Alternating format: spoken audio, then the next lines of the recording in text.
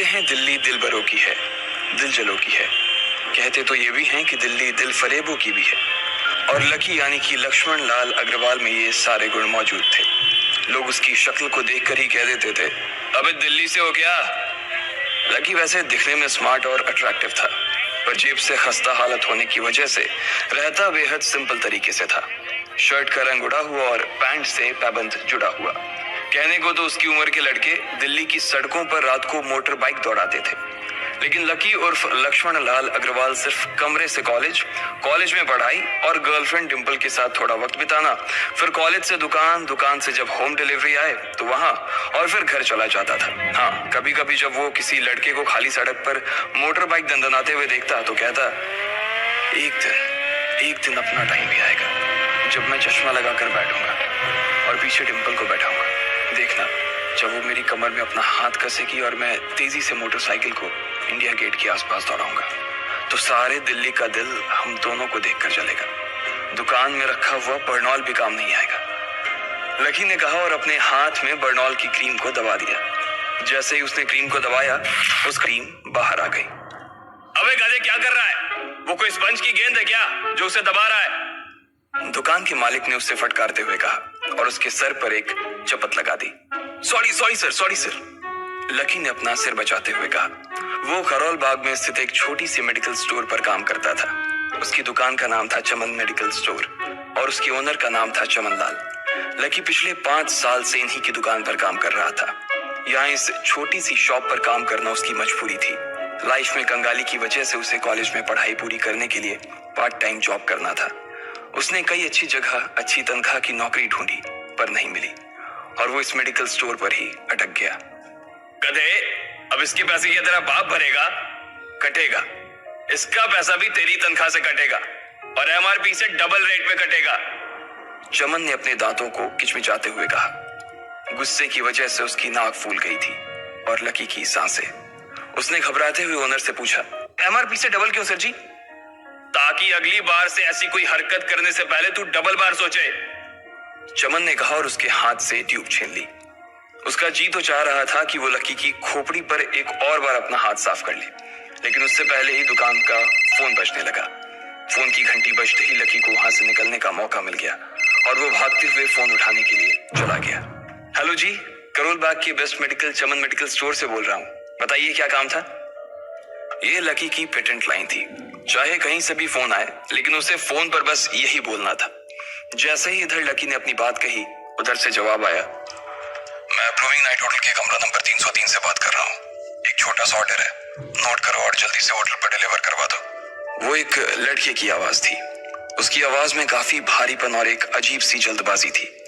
जैसे ही लकी ने वो आवाज सुनी, पता नहीं क्यों उसे वो आवाज जानी पहचानी सी लगी। जी सर, बताइए आपका क्या ऑर्डर है? हाँ तो लिखो, हार्ट प्ले के 2 पैकेट और 1 पैकेट टिश्यू। लकी, जो कि अपना पेन लेकर खड़ा था, हार्ट प्ले का नाम सुनते ही झिझक गया। असल में हार्ट प्ले नाम का एक कंडोम आता था और इसलिए उसका नाम सुनते ही लकी शर्मा गया था। इतने साल से भी मेडिकल की स्टोर पर काम करने के बाद उसे इन चीजों का नाम सुनने में शर्म आती थी। हेलो भाई, लिखा कि नहीं लिखा? उस आदमी ने फिर से लकी से पूछा। जी सर, लिख लिया सर, लिख लिया। लकी ने खिसिया कर हंसते हुए कहा। लिख लिया तो फिर लेकर निकल, उस लड़के ने कहा। उसकी आवाज सुनकर ना जाने ऐसा क्यों लग रहा था कि वो बहुत बड़ा आदमी था। जी सर, मैं सर, लेकिन सर बाहर तो बारिश हो रही है, लकी ने कहा। उसने देखा कि बाहर बहुत तेज बारिश हो रही थी। उनकी दुकान के सामने पानी भर गया था और तेज हवाओं की वजह से चमन मेडिकल स्टोर का बोर्ड भी गिर गया था। लकी को लग रहा था कि वो इतनी तेज बारिश में अभी एकदम से तो नहीं निकल पाएगा, तो उसने उस लड़के को समझाते हुए कहा, सर मैं ऑर्डर तो ले आऊंगा पर थोड़ा टाइम लग जाएगा, बारिश थोड़ी थम जाए। अब इससे पहले कि वो कुछ आगे बोल पाता, फोन पर लड़का बोल पड़ा। तुम्हारे मालिक को पता है कि तुम मल्होत्रा जी के लड़के को मना कर रहे हो? हाँ पता है, बारिश हो रही है, इसलिए सारा सामान अच्छे से थैली में पैक करके लाना और लेट नहीं होना चाहिए, समझे? उस लड़की ने कहा और इससे पहले कि लकी आगे कुछ कह पाता, उसने फोन काट दिया। उधर से लकी की दुकान का ओनर उसे घूर कर देखा जा रहा था। लकी के हाथ में पेन और पेपर देखकर ही वो समझ गया था कि उसके पास कोई ऑर्डर आया था। आज वैसे भी इतनी बरसात होने की वजह से सुबह से इक्का दुक्का ग्राहक ही दुकान पर आए थे। ऐसे में उसकी दुकान का मालिक एक भी ऑर्डर को छोड़ना नहीं चाहता था। वो लकी को देख रहा था और लकी बारिश की ओर देख रहा था। बारिश का बहाना नहीं चलेगा, जाना पड़ेगा, चमन लाल ने कहा। मैं बहाना नहीं कर रहा सर, थोड़ी बारिश धीमी हो जाए तो मैं चला जाऊंगा। अभी आप खुद ही देखिए कितनी तेज बारिश है। वो पता नहीं कोई मिस्टर मल्होत्रा का कोई बेटा कुछ ज्यादा ही जल्दी में था। मैं साइकिल से तो पहुंच नहीं पाऊंगा इतनी जल्दी। लकी ने उनकी ओर देखते हुए कहा। क्या कहा? मिस्टर मल्होत्रा जी का बेटा? तू मेरी दुकान बंद करवाएगा क्या? अभी क्या भी निकल उनका ऑर्डर लेके, वो हमारे बहुत पुराने कस्टमर है, चमन ने कहा। पर लकी ने कहा ही था कि चमन बोला। पर कुछ नहीं, तू मेरी मोटरसाइकिल ले जा, उसने गुस्से में कहा।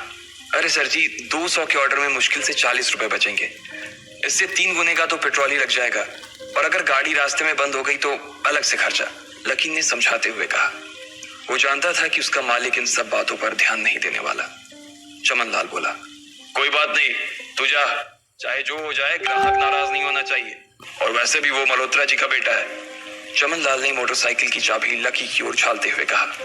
लकी ने चाबी ली। उसे देखकर उसके अंदर मिक्स फीलिंग आ गई। एक तो वो बहुत खुश हुआ कि बड़े दिनों बाद बाइक चलाने को मिलेगी, पर वहीं दूसरा हुआ कि बाइक मिली भी तो ऐसी तेज बारिश में, अगर खराब हो गई तो इसकी चपत भी उसके सिर पर ही पड़ेगी। वो मुंह लटकाकर रेनकोट और हेलमेट पहनते हुए वहां से निकल गया। बाहर आकर बाइक को देखा तो लकी ने मन में सोचा, चलो ठीक है, जो होगा देखा जाएगा, कम से कम बाइक तो चलाने को मिल रही है। दरअसल लकी इतने साल काम करने के बाद भी अपने लिए एक मोटरसाइकिल नहीं ले पाया था। लकी की तनख्वाह ही इतनी भर थी कि सिर्फ उसके कमरे का किराया, उसकी साइकिल में डालने वाली हवा का खर्च, बिजली पानी का बिल और डिम्पल के साथ महीने में 1-2 बार बाहर खाने का खर्चा ही निकल पाता था। उसे डिम्पल की कही बात अक्सर याद आती थी। लकी, अगर अगले 2 महीने में तूने बाइक नहीं खरीदी ना तो मैं तेरे से ब्रेकअप कर लूंगी, देखना। असल में डिम्पल को लकी के साथ बाइक पर घूमने की बड़ी तमन्ना थी। लकी की इस उजाड़ जिंदगी में एक वही तो थी जिसके लिए जिंदा रहने को उसका जी चाहता था।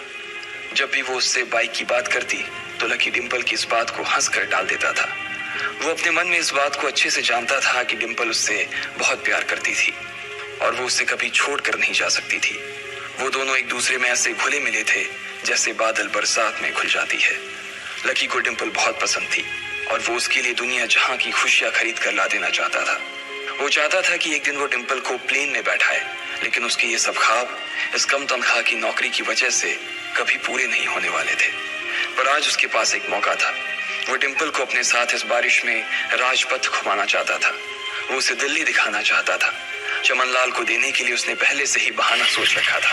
बस जल्दी से वो ये डिलीवरी देकर सीधे डिम्पल के पास ही जाने वाला था।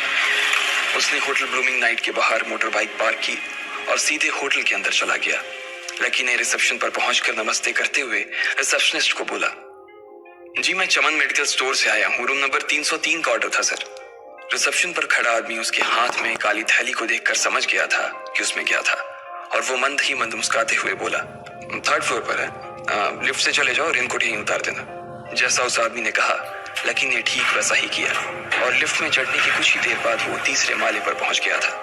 वो रूम नंबर 303 के बाहर पहुंचा और उसने डोरबेल बजाई। जैसे ही दरवाजा खुला लकी ने थैली आगे बढ़ाते हुए कहा, नमस्ते, मैं चमन मेडिकल स्टोर से लकी, ये आपका। इससे पहले कि लकी आगे कुछ कह पाता उसकी आंखें फटी की फटी रह गई थी। उसने अपने सामने जो देखा उसके बाद उसे ऐसा लगा कि बंद छत के नीचे भी उसके ऊपर आसमान से आकर एक जोरदार बिजली गिर गई थी। उसके सामने एक लड़की खड़ी थी। वो लड़की और कोई नहीं बल्कि उसकी गर्लफ्रेंड डिम्पल ही थी। उसने एक पर्पल कलर का नाइट गाउन पहन रखा था। उसके काले घने बाल गीले थे और उसने उन्हें अपने कंधे पर फैला रखा था। उसकी खुशबू से ही ये चीज साफ पता चल रही थी कि वो अभी अभी नहा कर आई थी। डिम्पल, तुम यहाँ क्या कर रही हो? लकी को अपनी आंखों पर विश्वास ही नहीं हो रहा था। उसने 2 बार अपनी पलकें झपका कर देखा, लेकिन दोनों बार ही उसे अपने सामने डिम्पल ही नजर आई। तुम यहाँ क्या मेरा पीछा करते हुए आए हो लकी? डिम्पल ने उल्टा उसी के ऊपर पलटवार करते हुए कहा। लकी को देखकर उसके दिल की धड़कन भी तेज हो गई थी। उसे उम्मीद नहीं थी कि लकी यहाँ आ जाएगा। उसने ना तो सुबह से उसे फोन किया था और ना ही उसके मैसेज का कोई जवाब दिया था। वो अपने मन में सोचकर बैठी थी कि वो अगले दिन खुद ही उससे मिलकर बोल देगी कि उसकी तबीयत खराब थी। डिम्पल बेबी, क्या हो गया? किससे बात कर रही हो? अचानक से एक गबरू जवान सा लड़का दरवाजे के पास आकर खड़ा हो गया था। उसने बनियान पहन रखी थी। लकी उसे पहचान गया था। साले राहुल के बच्चे, तेरी हिम्मत कैसे हुई मेरी डिम्पल को हाथ लगाने की? लकी ने जैसे ही राहुल को देखा, उसके तन बदन में मानो आग सी लग गई थी। वो उसे इस वक्त इतना बुरा मारना चाहता था, इतना बुरा पीटना चाहता था, जिसकी कोई हद सीमा नहीं थी। लकी जिस कॉलेज में पढ़ता था, राहुल और डिंपल भी उसी में पढ़ते थे, और वो कॉलेज राहुल के फादर का ही था। डिंपल ने राहुल के पिता की एक कंपनी में जॉब पकड़ ली थी, और राहुल उस पर बहुत लाइन मारता था। लकी ने 1-2 बार डिंपल को उससे दूर रहने के लिए भी कहा, लेकिन डिंपल ने उसे ये कहकर टाल दिया था कि वो सिर्फ अच्छे दोस्त थे। आज भी इससे पहले कि वो आगे बढ़ता, डिंपल उन दोनों के बीच आ गई। रुक जाओ, डिंपल ने गुस्से में कहा, और लकी के सीने पर हाथ रखकर उसे रोक दिया। लकी लंबी सांसें ले रहा था, और कुछ ही सांसों के बाद उसका गुस्सा शांत हो गया। अब डिंपल के पास भी छुपाने के लिए कुछ नहीं था, इसलिए उसने लकी से कहा, लकी, आज से तुम्हारा और मेरा ब्रेकअप। ब्रेकअप? लकी के पैरों के नीचे से जमीन खिसक गई थी। उसकी आंखें नम हो गई। लकी को उसकी बातों पर विश्वास नहीं हो रहा था। उसने डिंपल की ओर देखा और बोला, डिंपल, हम पिछले 1 साल से एक दूसरे के साथ हैं, और तुम हो कि मुझसे ब्रेकअप करना चाहती हो? अरे मैं तो तुम्हारे लिए नई बाइक लेने वाला था। चल रहने दे, आज ही याद आई है तुझे बाइक की। अरे तेरे पास मुझे बाहर घुमाने के लिए, खिलाने पिलाने के लिए पैसे तो है नहीं। तू कहां से लेगा बाइक? और अगर ले भी लेगा तो उसमें पेट्रोल कहां से डलवाएगा? तेरी 8,000 रुपए महीने की नौकरी, उसमें होगा ये सब? लोग हंसते हैं मेरे ऊपर जब मैं सरोजनी में तेरे साथ घूमती हूँ। मैं ऐसी लाइफ नहीं जीना चाहती लकी।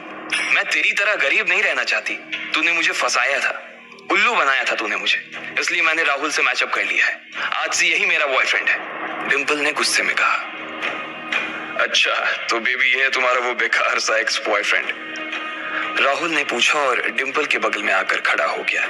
फिर उसने लकी के हाथ से थैली उठाई और उसमें से हार्ट प्ले का पैकेट निकालकर उसे चिढ़ाने के लिए उसे हवा में लहराने लगा।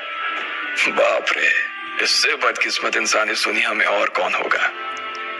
राहुल ने उसकी टांग खींचते हुए कहा। लकी के पास उसकी बात का कोई जवाब नहीं था। उसने गुस्से से डिंपल की ओर देखा और अपनी हाथों की मुट्ठी भींच ली। फिर वो वहां से निकल गया। अबे पैसे तो ले जा, सब कुछ फ्री में देता जाएगा क्या? राहुल ने जोर से ठहाके लगाते हुए कहा, लेकिन लकी बिना उसकी बात सुनते ही निकल गया। उसके दिमाग में डिंपल के कहे शब्द गूंज रहे थे। उसने कभी सपने में नहीं सोचा था कि डिंपल उसके साथ कुछ ऐसा भी कर सकती थी। जिस इंसान के लिए वो इतना कुछ करना चाह रहा था, उसे उसकी कोई कदर ही नहीं थी। लकी इतना हताश हो गया था कि बुरी तरह से रोने लगा। इस बार वो लिफ्ट से नहीं बल्कि सीढ़ियों से नीचे उतरा, और एक सीढ़ी उतरने के साथ उसके आंसू आंखों से छलकते जा रहे थे। जब उसकी आवाज सुनकर कुछ लोग अपने कमरे से बाहर आए तो लकी ने तुरंत अपने आंसू पोंछे और तेजी से वहां से भाग गया। उसे जिंदगी में पहली बार प्यार हुआ था, और पैसों की कमी की वजह से न सिर्फ उसका प्यार बल्कि उसकी पूरी जिंदगी बर्बाद हो गई थी। लकी जैसे ही बाहर आया तो उसने देखा कि बाहर अंधेरा हो गया था। आसमान में तेज बिजली कड़की और बारिश जो थमी थी एकाएक फिर से झमाझम बरसने लगी। ये देख लकी के थमे हुए आंसू एक बार फिर से छलक गए। उसका दिल बुरी तरह से टूट चुका था, लेकिन उसे इस बात की खुशी भी हो रही थी। आखिर आज उसे डिंपल का असली चेहरा नजर आ गया था। वो तो उसके साथ घर बसाने की सोच रहा था, लेकिन अच्छा हुआ कि उसने पहले ही उसका घर बर्बाद होने से बचा लिया। लकी को दुख तो बहुत हो रहा था, पर उसे ये भी लग रहा था कि उसे आगे चलकर यही दुख उसे खुशी देने वाला था। लेकिन एक चीज थी जो लकी को परेशान कर रही थी, वो थी उसकी माली हालत। उसकी जेब इतनी तंग थी कि उसे फटी हुई जेब की पैंट पहनकर घूमना पड़ता था। कभी कभी तो लकी सिर्फ रोटी खाकर दिन काट लेता था। वो कब से कोशिश कर रहा था कि कोई अच्छा काम पकड़ सके, लेकिन उसे कोई काम देने को राजी नहीं था। उसने टूटे हुए दिल को दिलासा देते हुए मन में सोचा कि डिंपल पर खर्च होने वाले पैसे बच जाने से शायद उसके हालत सुधर जाएंगे, पर फिर भी वो रातों रात रईस नहीं हो जाने वाला था। उसने ऊपर आसमान की ओर देखा और जोर से चिल्लाया, अगर इतना ही अनलकी बनाना था तो फिर नाम लकी क्यों रखा भगवान? वो जितनी जोर से चिल्ला सकता था उतनी जोर से चिल्लाया। उसकी आवाज से आसपास खड़े लोग एक बार तो डर गए थे। लकी ऊपर ही देख रहा था और उसके आंसू बारिश के पानी के साथ मिल गए थे। जैसे ही वो फूट कर रोने को था, तभी उसके फोन पर एक मैसेज आया। जैसे ही लकी ने अपना फोन निकालकर उस मैसेज को पढ़ना शुरू किया, उसकी तो आंखें ही चमक गई। अचानक उसके आंसू हंसी में बदल गए और वो जोर जोर से वहीं सड़क पर नाचने लगा। उस मैसेज में लिखा था, परिवार की रिसर्च और परिवार के निर्णय के हिसाब से अग्रवाल परिवार का वारिस लक्ष्मण लाल अग्रवाल उर्फ लकी ने गरीबी अभ्यास की परीक्षा को पास कर लिया है और आज से ही वो उस जमीन और उस जायदाद का मालिक हो जाएगा जो परिवार ने उसके नाम कर रखी थी। ये कैसा मैसेज था? आखिर कौन था लकी? क्या थी उसकी असलियत? और वो कैसे रातों रात ही अनलकी से लकी हो गया था?